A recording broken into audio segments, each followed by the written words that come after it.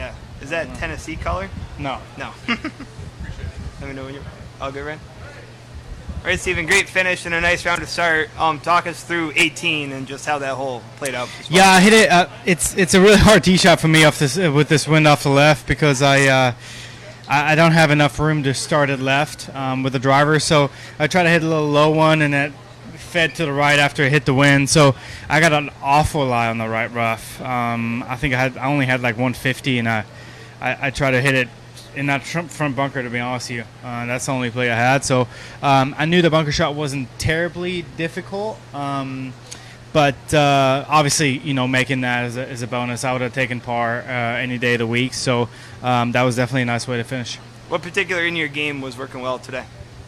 Honestly, I felt like my entire game felt pretty solid. I kept the ball in play. I hit some nice tee shots on some of the harder holes, and when I did get off the fairway, I try to get myself as easy as pars as possible. Did a good job with that. Chipped nicely. Overall, just solid round. Is there anything early week that you worked on or tweaked or focused on in your preparation? I drove it pretty poorly last week at the Players, so I put a little effort in this week on some setup stuff, and it felt really nice today, so I'm happy with it. How do you perceive this course or feel about it, I guess, now compared to earlier in your career? Do you feel like it sets up better or the same? Or?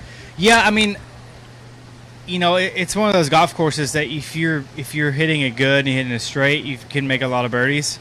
Maybe not with the wind, but if it's calm, you can make some birdies. The greens are really good. The rough is literally the thickest I've ever seen it here. I had a line one, our first hole, that I tried to hit a 9-iron and it went about 100 yards. So it's really thick in some spots, especially in the morning when it's dewy.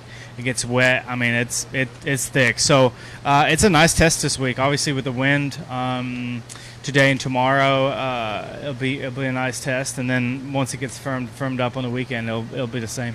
The wind is supposed to pick up this afternoon. How will the course? In what ways will the course play more difficult just with that wind? I mean, yeah, it's wind, Kev. No, it's one of those golf courses.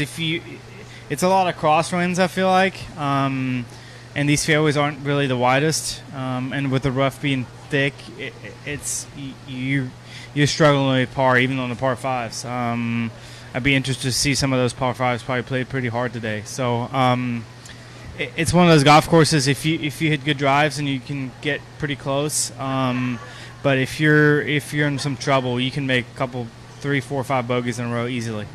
Does the forecast? Did you look at the forecast at all, like Tuesday, Wednesday, Yeah, so I did look at it, and I was fingers crossing on an early late wave, and the dream came true. But no, you win some, you lose some. I've had terrible waves before, and it looks like we may get a little better end of the stick on this one. But who knows? Maybe it'll stop blowing and it'll be nice in the morning, and you never know. But the weather forecast did look pretty nasty in the morning. I think 50 or 48 or something out of the north. So totally different wind tomorrow. I would imagine out of the north a little colder. That golf course is going to play different again. Some of the par fives might be downwind that we're into the wind today. So it's a different challenge for sure. No.